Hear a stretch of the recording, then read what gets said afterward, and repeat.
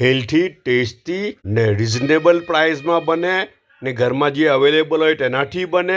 Snake તરીકે ખાવું હોય તો ડાયરેક્ટ ખાઓ ને એને લંચ ને ડિનર તરીકે ખાવું હોય તો બોઇલ રાઈસ સાથે ખાઓ, મજા આવી જાય. ચોળીનો અટ્ટો બનાવીએ. લોભિયા ચોળી છે, એને ટુકડા ટુકડા કરીને પછી હલ્દી નમક નાખીને કકટા પાણીમાં નાખી ને 50% એને બાફી કાઢી. હવે એને પસાવી કાઢા.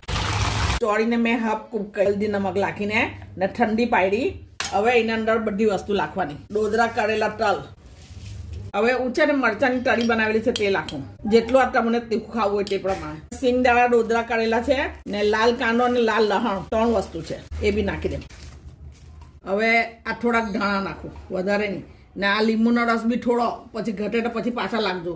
બહુ ખટાશ થઈ જાય તો બી નહીં હાલ લાગે. હવે આ ચટણી ઘટે એટલી નાખો, વધે તો કંઈ નહીં, બીજી એમ જ રોટલી સાથે ખાવા બી કામ લાગે. હવે આને મિક્સ કરી દઈએ ને ચાખી લેવાનું પાછું.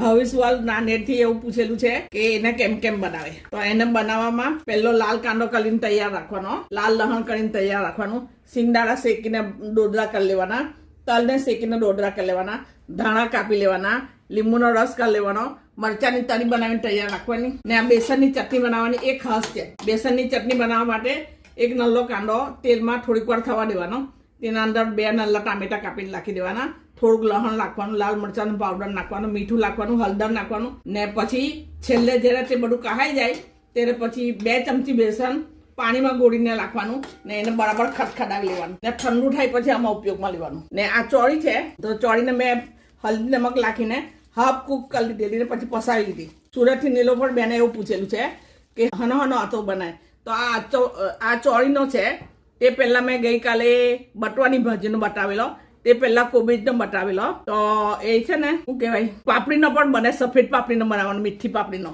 ને તેને બી હાફ કૂક કરી લેવાની. ને કાચા પપૈયાનો બનાવવાનો. ને તમે એમ કીધું કે કાચી કેરીનો બનાવે, તો કાચી કેરીનો બી બનાવી શકાય, આવી જ રીતે બનાવવાનો.